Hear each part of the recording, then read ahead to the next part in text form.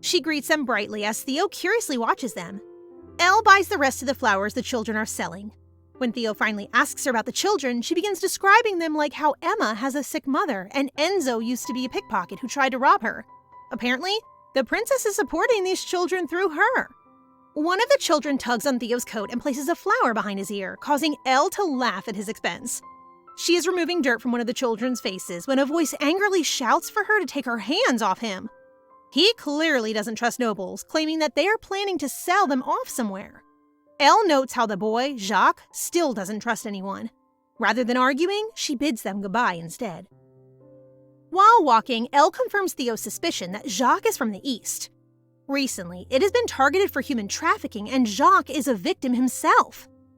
While Theo removes the flower still on his ear, he comments that the royal family has their work cut out for them. He then places the flower on Elle's ear instead. With a sweet smile, he tells her how the flower's beauty does not compare to her.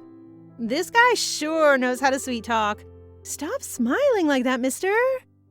Understandably, Elle is beyond embarrassed to hear his cringe words and has to turn away to hide her blushing face.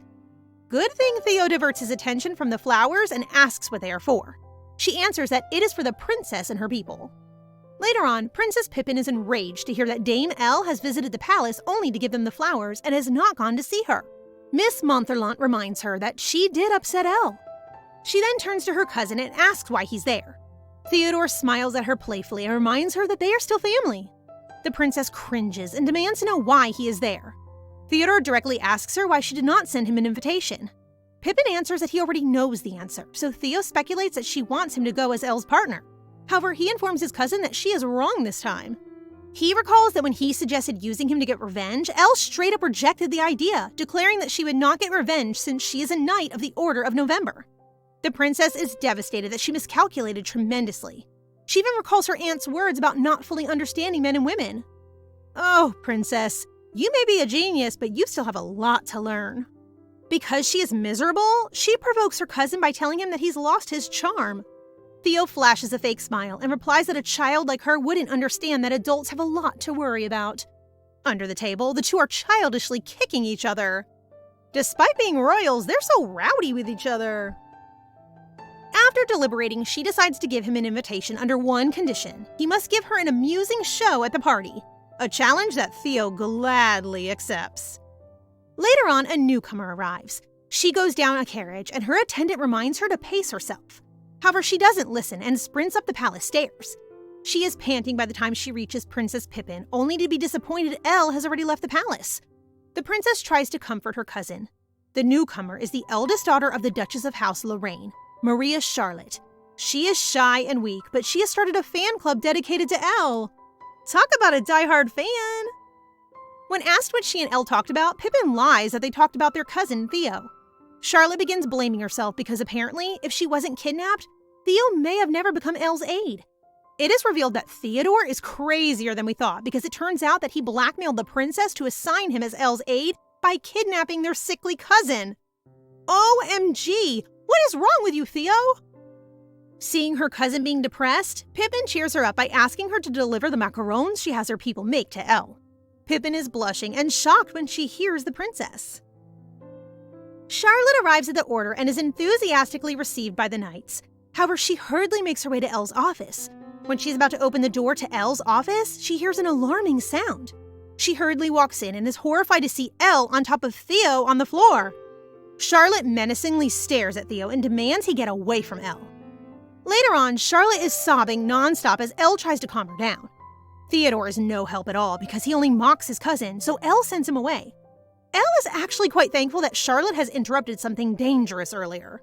Although, not the same danger we originally thought. Earlier, Theo is cleaning her desks and comes across a book called 100 Ways to Seduce the Opposite Sex. Elle desperately explains that she was just tasked to make out a report about it.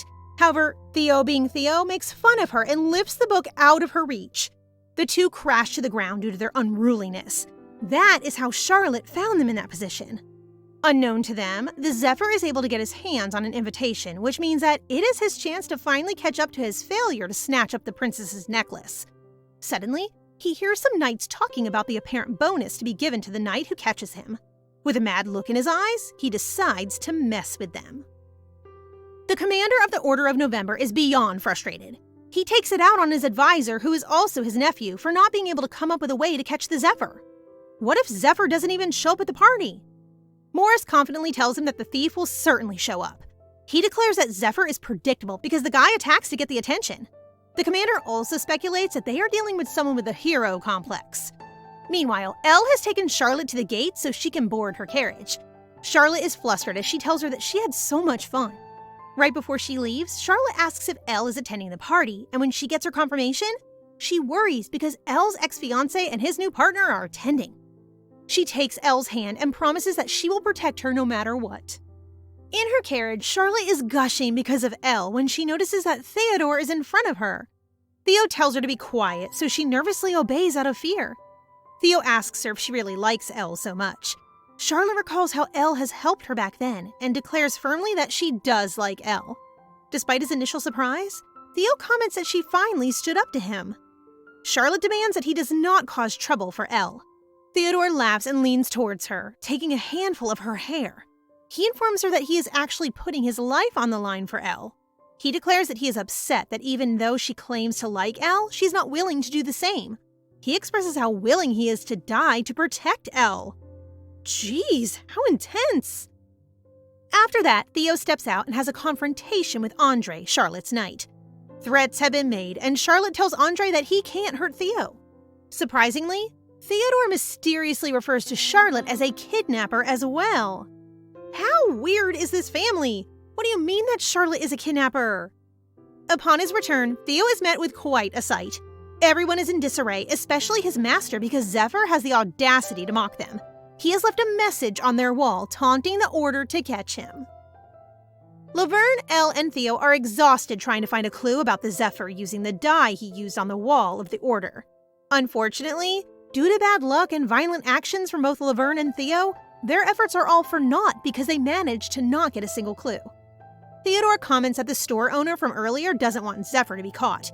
He even comments about the thief being a commoner. With a serious face, Laverne asks him what is wrong about being a commoner.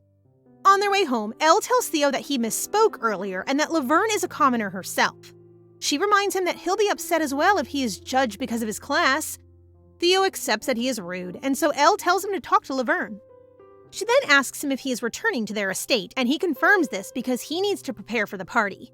At the mention of it, she is reminded that she'll see Francois and Adelaide during the party. She recalls all the times she has worn dresses just to make him happy. But it was all for nothing. She turns away from Theo, but he calls out to her. He kneels in front of her, and taking her hand, he kisses it and permits her to use him to her heart's content. She encases his face with her hands and thanks him sincerely. For the sake of those who care for her, she'll be fine. While a meeting is being held by the commander regarding the capture of Zephyr, Morris is looking at the written words still on the wall. He thinks that if it was a knight who did it, their clothes would have been more stained by the dye. His recent actions are becoming more unusual, and Morris can't figure out what changed. Suddenly, he sees some scattered grass growing within the cracks of the paved ground. That is when he realizes something. In the orphanage, Jacques is not pleased to learn that Enzo has hidden the invitation to the party addressed to him and the other children. This Enzo kid is so suspicious. I get a certain creepy vibe from him. He reminds Jacques that they will only be mocked if they attend. However, Jacques insists on going because he wants to help Zephyr since he helped the orphanage as well, claiming that he is a hero. Morris is already at the party and he is confident that they will catch Zephyr. However, he is still unsure how they will find him amongst all these people. Suddenly, he hears screaming at the entrance. Theodore has arrived, and boy does he look dashing. No wonder those girls are beside themselves. Gosh, why does he have to show up like that? This is illegal. Morris begins to talk to Theo when he gets distracted. There, at a distance, is Laverne looking beautiful in her dress. He is taken aback for a moment, but he turns back to Theo, who's already distracted himself. But not in a similar manner. He is glaring at Francois and Adelaide. He is about to put on the show that he's promised the princess, but Morris stops him, asking him to wait for Elle. Princess Pippin arrives moments later and starts the party. Both the nobility and the common people are enjoying themselves. After a while, Elle has arrived, and she is not wearing any fancy dress. No. She is wearing the uniform of the Order of 13th Moon, the Royal Guard. Everyone watches as Elle kneels in front of the princess and asks her for the first dance. Of course, Pippin giddily accepts. The other girls watch as the two dance on the floor, and they remark how charming Elle is. Pippin herself tells Elle that she looks like a prince and that everyone is staring at her. The princess then glances at our most hated couple, and she deviously smirks at them. She now understands the revenge that Elle wants. It is by outshining those two. Watching them, Theo learns that Elle is showing everyone who Elle de Blois is. When the princess and Elle are done, other maidens bombard Elle with requests for a dance. Elle is forced to promise to dance with them when they begin fighting amongst themselves. Later on, Charlotte approaches her as well, asking for a dance. Meanwhile, Morris is with Theo. Theodore marvels at being ignored at an event like this, and Morris explains that Charlotte is the only one to stay besides Elle during the events like this. Theo sees Charlotte flash him a smirk and figures that this is her payback. He is about to suggest some plan to Morris so that he can get Charlotte away from his master when he notices that Morris is once again distracted. Some guy is asking Laverne to dance. Remembering that he had offended Laverne last time, he pushes Morris to her direction so he can ask her to dance. Suddenly, the song changes and everyone recognizes it as the tone that Adelaide excels in. She drags Francois with her to the dance floor with a determined expression. Elle watches the two. She doesn't want to engage in pity revenge, but she can't help but make her way to Theo. She asks if he minds if she uses him. Leaning to whisper in her ear, he tells her to give him an order instead. He kneels in front of her, and she orders him. She will use him from that moment forth. The two dance in front of everyone. However, Elle is frustrated that her gaze still drifts to Francois. She thought she was fine, but apparently not. Sensing how stiff she is, he tells her that her focus should be on him. However, Theo flinches when he sees tears falling down her cheeks. She is trying hard to be okay, but there is still a part of her that can't move on from him. At that moment, Theo reaches out to embrace her, hiding her crying face in his chest. She is glad that Theodore is here. He tells her that she can cry all she wants and no one will see her. OMG, I love how protective he is of his master. Remembering the decades she has loved Francois, she asks Theo if he thinks that time truly heals all wounds. To her surprise, he kisses her forehead and tells her that she doesn't have to wait for too long since she already has the handsomest dog in the world. We can hardly blame him for being confident. He is handsome. Elle, on the other hand, is flustered that he did that in front of everybody. We now go to Francois' perspective, and boy, is he pathetic. He watches how Elle is comfortable with Theo. He has assumed that her feelings for him will never change, and now he even has the audacity to feel betrayed. He is so self-centered. You're not all that, mister. Adelaide is getting humiliated when Francois stops dancing with her in favor of staring at Elle. She is livid, so she leaves and rushes outside. She had assumed that the broken engagement would have buried Elle by now, but that is not the case. When she reaches the balcony, she figures that she has to bring Elle down herself. Taking out a small bottle, she pours it into a wine glass. What are you doing? You wouldn't dare. At that moment, Elle joins her on the balcony, wanting to speak to her. The two-faced woman turns back and answers that she's been meaning to see Elle as well. As Laverne is walking outside the party's venue, an unfamiliar man walks towards her, telling her that he's been looking for her for such a long time, and even asks for permission to stay with her before the party is over. However, before she can even reply, Morris arrives worriedly, asking her if she has a lot to drink. Laverne immediately denies it. Morris is relieved that she did not drink at all, since it's chaos whenever she's drunk. Apparently, he thinks that she confesses to men when she's drunk and has done so to Duke Morris 56 times already. Her face turns red upon learning this. She has no idea at all. The moment they finish their chit-chat, they proceed to enter the party in order to fulfill their mission. 56 times? That's crazy! Laverne should never drink ever again. Meanwhile, after Elle leaves, Theodore immediately runs and looks for her. He knows that if he doesn't find Elle right away, Adele will surely do something to harm her. So, despite the ladies trailing behind him, he still looks for her. Meanwhile, at the terrace, Elle is sitting across from Adele at one table. The tension is high when suddenly Elle opens her mouth. She starts to narrate a story about a princess who's enjoying luxury and its people who are begging the god of death to grant them death. Listening to it makes Adele furious. But why? Simple. It's all because she's the princess in that story. She's the sixth daughter of the king of Aquitaine. What's happening in Aquitaine, Adele's kingdom, is exactly the same. Because of the excessive amount of tax, people are slowly dying. What they did to their kingdom speaks a lot about what they are. The fact that Aquitaine failed in the territory war with Blois is because the people no longer wish to protect such a kingdom. Adele furiously stands, telling Elle that she's the descendant of the Aquitaine family who were driven to war and ruin by the great former Countess Victoire Blois for the simple refusal of marriage. Witnessing what Adele's saying, Elle realizes that Theodore was right when he told her that Adele has always been harboring resentment towards her. It must be so painful to be betrayed by someone you consider a friend. Elle stares at her as she briefly explains that what the former Countess did was for the many. Her goal was to exert authority over Aquitaine through marriage. She greatly wished to rescue the citizens of Aquitaine who were suffering from their higher taxes. With so much anger in her voice, Adele shouts her resentment to Elle, telling her how much the people who remain in the kingdom have to suffer because of Blois' selfish desire. But then, Adele suddenly shuts up when Elle tells her that she has a huge debt hanging on her. After the dreadful war, the former Countess of Blois took a huge part of the city's restoration, but it was to no avail. After 3 generations, Elle is still working to pay off that debt. See?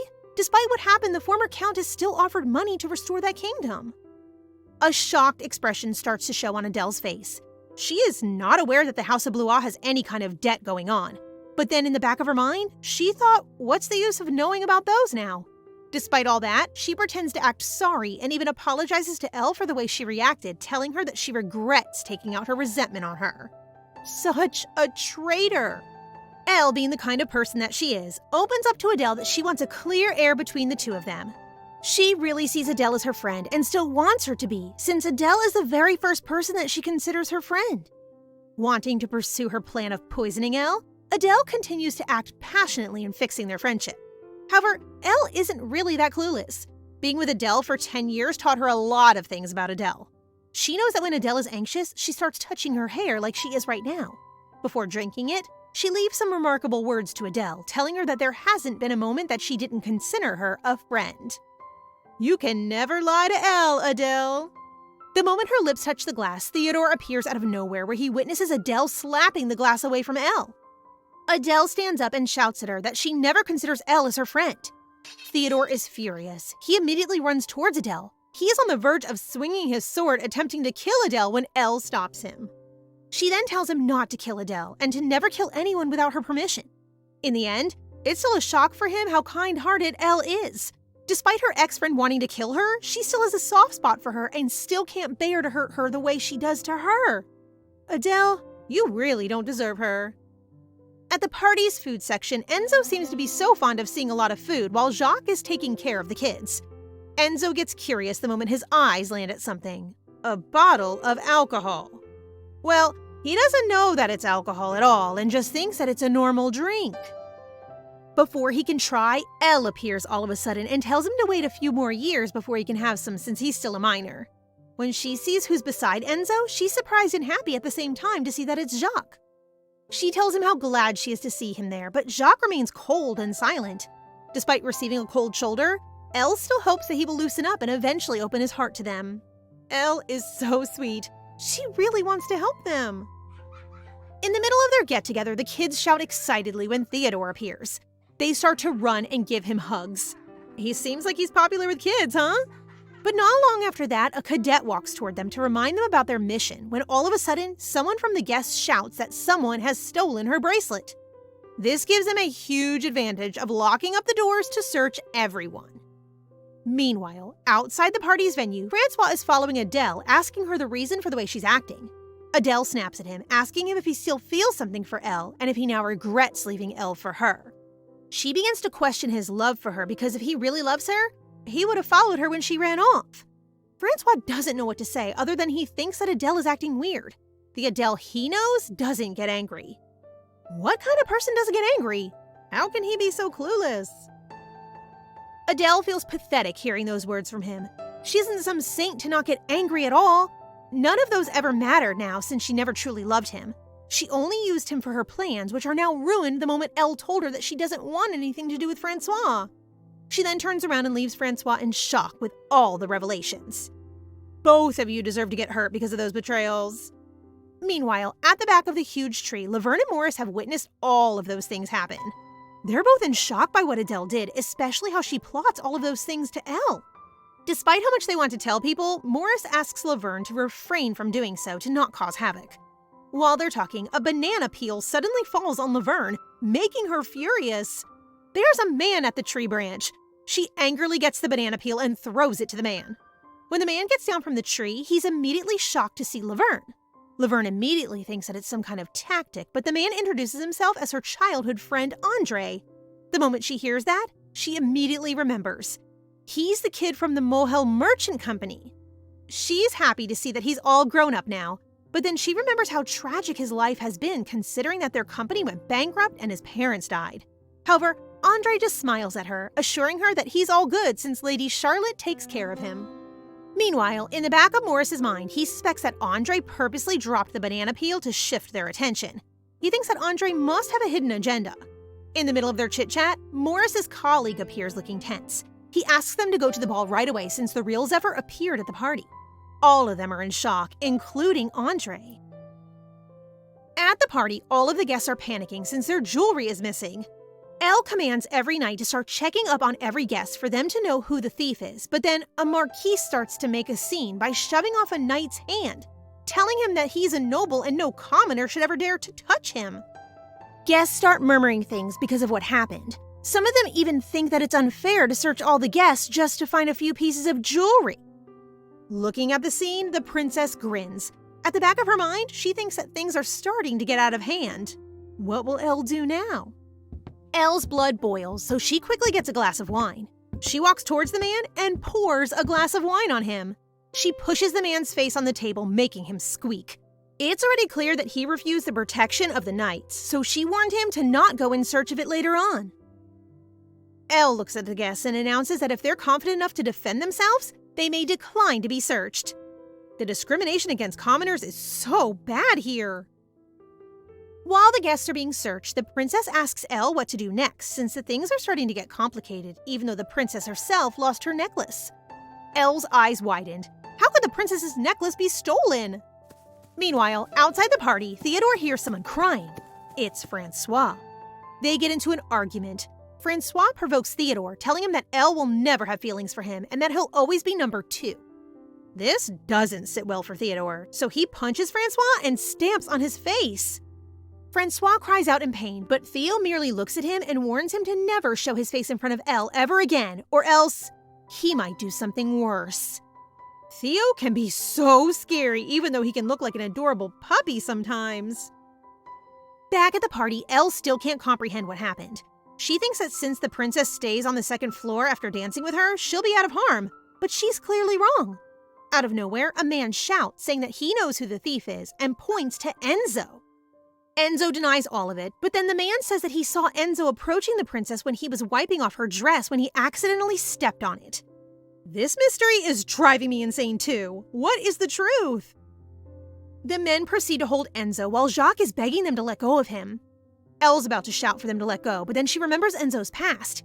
He was a pickpocket, so there's also a possibility that they're right. She's torn on what to do since Enzo is pleading for her help. All of a sudden, the princess asks for him to get executed immediately. What? This shocks all of them. Even the knights are all surprised by the princess's decision. It's so unlikely for her to rush into that. Elle is left with no choice but to execute Enzo, and Enzo has no choice but to accept his fate. Just when Elle's about to execute him, a guy appears telling her to stop. Who could it be? Could it be the real Zephyr? Jacques stood up, telling everyone how they speak of quality and fairness, but in the end, they don't think twice about killing a kid like Enzo because he's a poor and powerless orphan. It turns out, he's the real Zephyr. As the knights are about to get him, he warns them that he'll kill himself and they won't be able to find their jewelry anymore. That doesn't scare Elle, but before she can go to Jacques, Enzo grabs her and begs her to stop. The other knights are also busy dealing with other kids that are stopping them. Elle has no choice but to let Theodore take over in capturing Jacques. As Jacques is escaping, some commoners are helping him get away in return for his help towards them.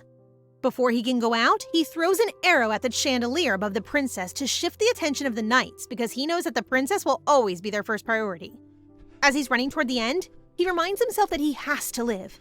He has to endure so he can help more commoners. He can't be arrested. He still has a lot of things to do. He has been through a lot. The rain starts pouring, and the moment he arrives at the exit, Theodore's already there. He's flabbergasted. How does he know that he'll go there? Suddenly, Morris also appears with a smile on his face. Seems like he knows all of these will happen, from Jacques going to that ball up to where he's going to exit. There's no doubt that Morris knows all of that. After the chandelier falls in front of the princess, an unwanted memory appears in her mind, making her feel those familiar tense feelings once again. She closes her eyes as her palms are on her ears, not wanting to hear anything. She only mutters a name. Elle. She wants Elle to be with her and to protect her. By the moment Elle comes to her rescue, she hugs her like a kid who doesn't want to be taken away from her mother. Back on Jacques' situation, Theodore and Morris have him cornered. Before he can even say something, he saw Theodore hit him with the hilt of his sword, making him unconscious. Jacques wakes up at the prison cell only to see Elle and the other knights where he is questioned. But he won't cooperate, so Elle is left with no choice but to drag the orphanage into it, making Jacques furious and calling her a hypocrite just like the other nobles. Elle doesn't really care what he says about her at all. All she cares about is those people that she swore to protect, especially the princess. Elle then asks the knight to transfer Jacques to a different place for his punishment. However, it's not the punishment she's thinking about. Instead of putting him in the guillotine, Elle sent him to the Order of November, where he will be training as a knight. What a turn of events! There, she will be able to watch him, unlike on the outside where he isn't safe from the bourgeois. She sees a great skill from Jacques, and she realizes how much he wants to help people. He's even more touched when the other knights tell him that she put in her reward money and even borrowed some just so she can bail him out and send him to train. He's lucky Elle's the one who caught him. Tears start to form in his eyes. He doesn't understand at all why she did that. He thought all nobles were hypocrites, so why did she go to such lengths for him? Late at night, Elle seems to be nervous and uncomfortable. It's because she invited Theo to stay at her house for the night since they finished their job late. Elle feels even more nervous since it's her first time bringing a man into her room. A couple of moments later, Elle hears the bathroom door open.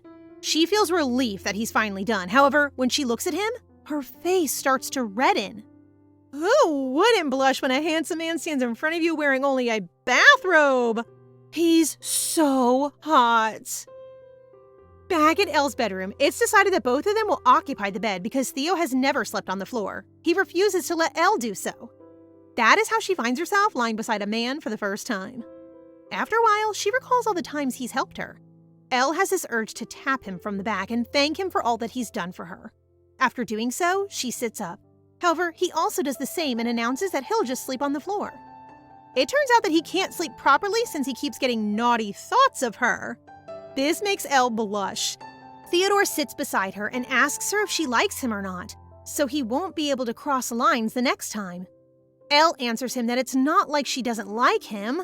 She still just isn't so sure. But with that, Theo kisses her without any warning. OMG! It's happening, guys! The events that follow is one that Theodore swears he will remember even if she decides to leave him. However, he hopes to keep her in his arms for all eternity. And with that, the two share their first night together. The following morning, Theodore wakes up without Elle by his side. Turns out that she goes to their office at 4 a.m. in the morning since she can't sleep after what happened. At Elle's office, she's talking with Laverne about what happened, but refers to herself as her friend.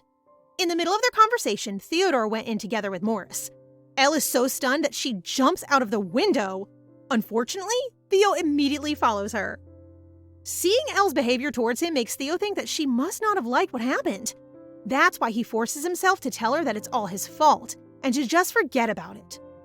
This only makes Elle feel emptiness in her heart. Does he really mean it? Is it really that easy to forget? Ideas are appearing in her mind when suddenly Theo pulls her and hugs her. Turns out that a sword fell and could easily slash Elle in a second. He hugs her tightly as memories from the past start to resurface. He will never allow Elle to get hurt or disappear ever again. Another mystery? What happened in the past? On a sunny day, Andre notices that a girl with short orange hair, together with other people, has arrived at Charlotte's home. With a smile, they say that they wanted to be a member of Elle, Elle's fan club. Meanwhile, Theodore enters Elle's office only to find a lot of documents that Elle expects him to do, which is unusual. Theodore thinks that maybe that's Elle's way of revenge because he told her to forget about what happened between them. He confirms it the moment Elle tells him that she isn't childish enough to do revenge. It's pretty clear on her face that she's sulking. Theodore smiles because it means that Elle doesn't regret what happened between them. He wants to hug her, but he's afraid that she'll run away again if he rushes things. While they are talking and teasing each other in the office, a knight comes in and reports that there's a new case of murder. When they go to the scene, the murdered person is the short, orange-haired girl who went to Lady Charlotte's house. Elle notices how tense Theo looks. It's unusual. She gives him a handkerchief, but then Theo holds her hand tightly. He has never been like that, so she assures him that the case will be solved right away. Even though he denies it, Theodore thinks that given the way of killing and the apple that's left beside the girl's body, only one person can do this. The person who wants Elle to be dead. Snow White's evil queen. At the orphanage, smiles flash on the kids' faces as they see Jacques visiting them. They are all overjoyed to see him once again, especially in knight uniform. Jacques asks how they are and if Enzo still does his treatment even with him not around. Elle took care of him and the other kids who were in need of treatment. Jacques also finds out that they had always known that he was Zephyr. At the Knights' headquarters, Morris, together with Laverne, Elle, and Theodore, are looking for some documents to get some clues about the recent murder. Laverne can't help but feel jealous of Elle and Theodore's sweetness. She wants to experience it too, but the only person who's linked with her, Morris, is too caught up with the documents that he's been reading. Out of nowhere, Theodore opens up about a similar case that he encountered before. All of a sudden, Laverne holds Elle's hand and drags her somewhere while Theodore is with Morris. They're going to go in disguise as normal citizens to get some clues. That way, it'll be easier for them to know about what happened. After changing into some clothes, Theodore is in awe the moment he sees Elle in such pretty clothes. It's rare for Elle to wear elegant dresses, and she looks extra pretty in them. Elle held his arms and told Theodore to start to disguise themselves as a couple. As expected, he willingly agrees. They're so cute! So guys, what do you think of this story so far? Please subscribe and turn on notifications for updates on this and all our other stories, so you can be the first to find out when they're out. Thank you so much for your support. See you in the next one!